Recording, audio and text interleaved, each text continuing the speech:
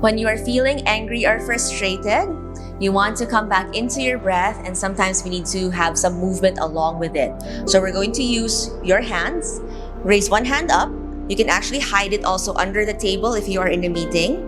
And we'll use the index finger on your free hand. Every time you inhale, you're going to trace one finger upward.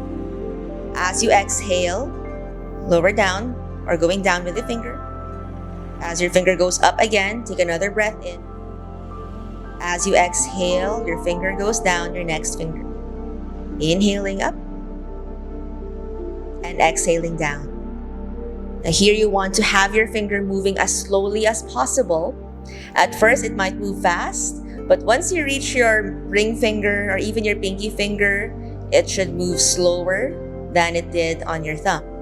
Once you reach your pinky finger, just go around the back of your palm and start over. This time, maybe going a little slower than your first round. And continue this until you feel more calm, until you feel like you can just go back into your regular breath.